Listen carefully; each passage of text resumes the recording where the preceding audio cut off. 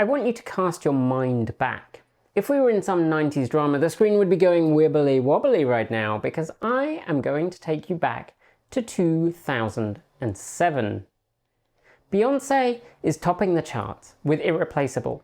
Eurovision is being opened in Finland by Lordi after their awesome win the year before with Hard Rock Hallelujah, and the innocent little video sharing site YouTube has just been bought by the ever-growing and definitely not evil search company Google.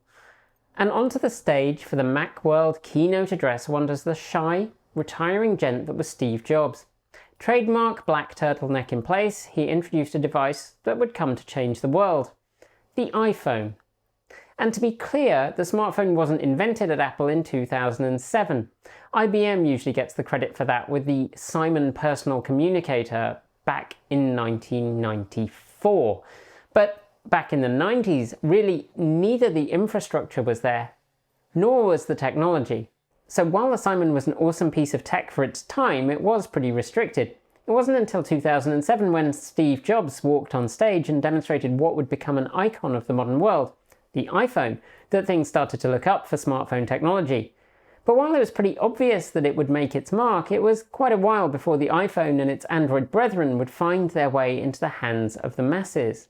In its first year, the iPhone sold 122 million units worldwide. That's a lot of phones, to be sure, but it's not enough that everybody's going to see someone with one every day.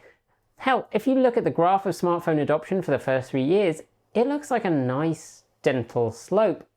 Technology just creeping into people's lives. And then a few years later, the number of phones doubles. And then the number of phones sold doubles again. Suddenly, almost everyone you know has a smartphone, and they're being given away free with boxes of cereal. And we've seen this time and time again with technology. Back in the very early 80s, when my dad brought home an old Commodore PET from work to trial as a replacement for his home-built terminal, we were real outliers. Virtually no one had a home computer, and even fewer had it hooked up so that they could talk to the outside world. Now, most people, at least in the West, have some form of computer at home, whether it's a modern take on the once ubiquitous beige desktop, a shiny iMac, a generic laptop, or a tablet of some sort. It's almost inconceivable for most of us to imagine our lives without these devices. But it took nearly 20 years for the personal computer to get to 15% of households owning one. And then things got interesting again. Suddenly we leapt from 15% to more than 30% in less than a decade.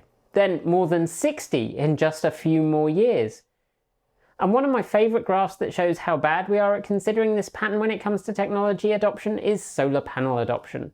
Every year the International Energy Agency publishes its World Energy Outlook, and every year they take a ruler and plot a near flat line that totally fails to even get close to current trends. But the tricky thing with the S-shaped adoption curve for technology, which we sometimes refer to as the hockey stick because the part we like to look at is hockey stick shaped, is that we don't know how long the blade of that hockey stick is. It's something we've seen time and time again, from electricity to the television, from the microwave to the personal computer. Technology adoption starts with a very slow climb in ownership initially, then suddenly everyone you know has it, unless it's a CD video disc.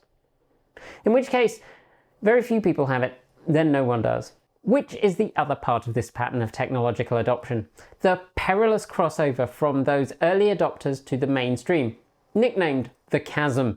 Sometimes technology adoption looks like you're going to make that leap from early adoption to conventional, only to suddenly disappear without a trace. Alcassette, anyone? Some of that is down to how ready for prime time the technology is. While I might quietly fawn over a Sophie Wilson designed Acorn System 1, how useful home computers were in 1979 when it came out is pretty debatable, to be generous. Which is to say, when they were new, you needed a pretty explicit reason to get one. But at this point in history, the internet is basically like a utility. Like power and water. It's actually pretty difficult to deal with the modern world without the ability to send and receive email and have access to various websites.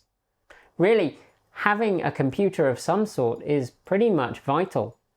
The question is, will, or more likely when, will we see that kind of uptake with EVs? Well, in sheer numbers in the US, we've transitioned from the innovators' period of ownership.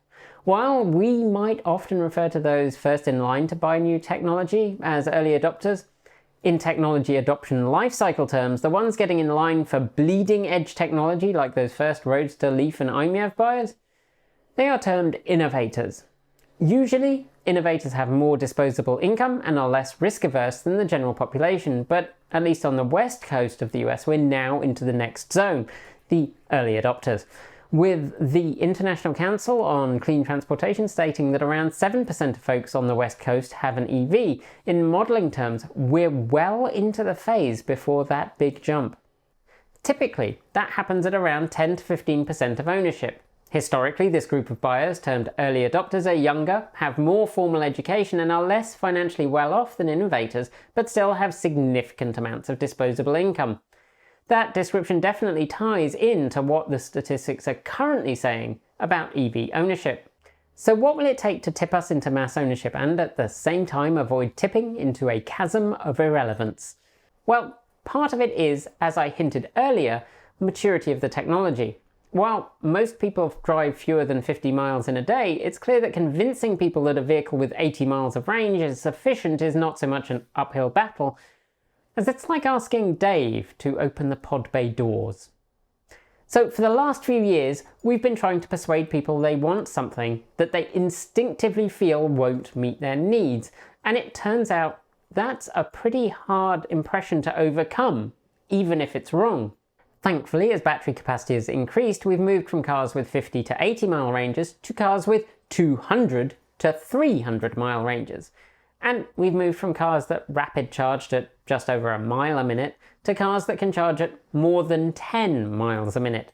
All of these changes make the EV much more palatable to those who maybe previously wouldn't have considered one. Add to that the slow but steady increase in people realizing that the EV is not the same as a golf cart, and I'm going to put Tesla in the top of the pile in changing that attitude.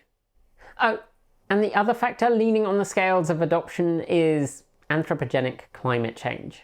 As the natural world has made it increasingly clear that we've, well, balked it, with once-in-a-century storms each year and once-in-a-lifetime weather events a few times each season, people are starting to gather that the scientists dryly commenting on extreme weather events, sea level rise, desertification, temperature rise, they meant within our lifetimes, not at some nebulous point in the future.